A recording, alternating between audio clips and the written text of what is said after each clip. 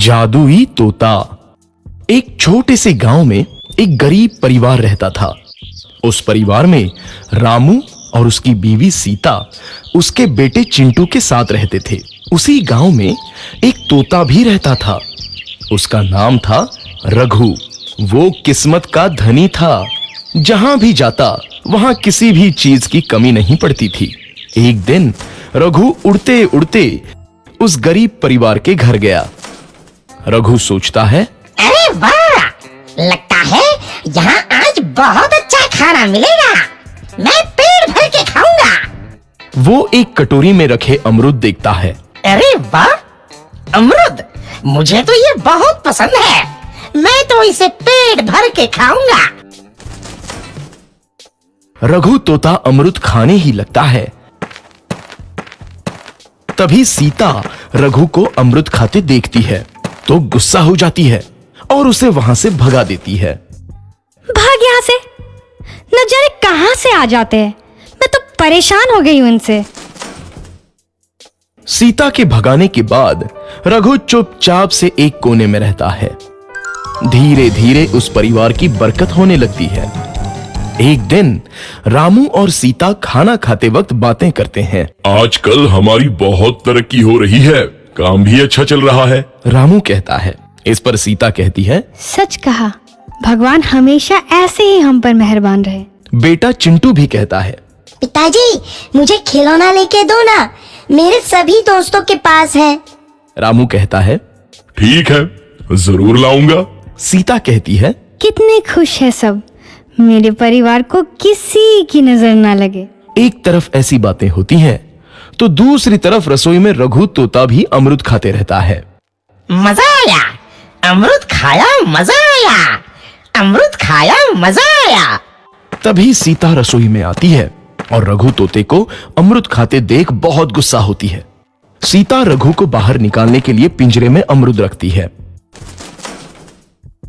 रघु जब अमरूद खाने लगता है तो पिंजरे का दरवाजा बंद हो जाता है और वो उसमें फंस जाता है।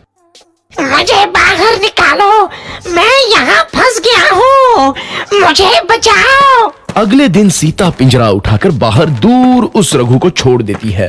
रघु के जाते ही उनके घर आई बरकत धीरे धीरे कम हो जाती है। उन्हें बहुत घाटा होता है। सीता कहती है, ये क्या हो रहा है, अचानक इतना कैसे बदल गया? अभी तक तो सब कुछ अच्छा चल रहा था। रामू कहता है, लगता है भगवान हम पर रूठ गए हैं। चिंटू भी कहता है, लगता है अब मुझे खिलौने भी नहीं मिलेंगे। और वो रोने लगता है और बाहर चला जाता है। कुछ दिन बाद रघु तोता फिर से उस घर में आता है। वापस आया, मैं वापस आया, अब मैं जमकर अमरूद खाऊंगा। रघु सीधा रसोई घर में चला जाता है और अमरूद खाने लगता है। कुछ देर बाद सीता रसोई में आती है और रघु को देख कहती है, एक तो घर में पहले से इतनी दिक्कत चल रही है और ऊपर से ये तोता मुझे और परेशान कर रहा है। सीता रघु को वहां से भगा देती है। रघु उड़कर किसी कोने में छुप जाता है। कुछ दिन बाद धीरे धीरे उस घर की बरकत वापस आने लगती है। काम भी अच्छे से चलने लगता है। एक रात जब रघु तोता अमरूद खाने जाता है तो पिंजरे में फंस जाता है। ये लोग आखिर चाहते क्या हैं? एक तोते को शांति से अमरूद खाने क्यों नहीं देते? मैं कौन सा चोरी कर रहा हूँ? बस अमरूद ही तो खा रहा हूँ। तभी रामू वहां आता है और पिंजरे में रघु तोते को देख उसे बाहर छोड़ देता है। ये तोता भी कितना जिद्दी है, बार बार वापस आ जाता है। जैसे ही रामू रघु को छोड़ देता है, अगले दिन से फिर से उनके घर की बरकत जाने लगती है। काम में घाटा होता है। किसी को समझ नहीं आ रहा था कि ऐसा क्यों हो रहा है। रघु तोता घर आता है तो अचानक बरकत आती है और जब रघु तोता को बाहर निकालते हैं तो बरकत चली जाती है। एक दिन सीता रघु तोते के घर आने और बाहर जाने की स्थिति पर नजर रखती है। ये तोता जब भी घर आता है तो घर में बरकत आती है और जैसे ही ये घर से बाहर जाता है तो उसी के साथ बरकत भी चली जाती है। कहीं ये जादुई तोता तो नहीं है? अगली बार जब ये तोता घर आएगा तो मैं इसे कहीं नहीं जाने दूंगी। सीता रघु का बहुत इंतजार करती है लेकिन रघु तोता दोबारा उस घर में कभी नहीं आता।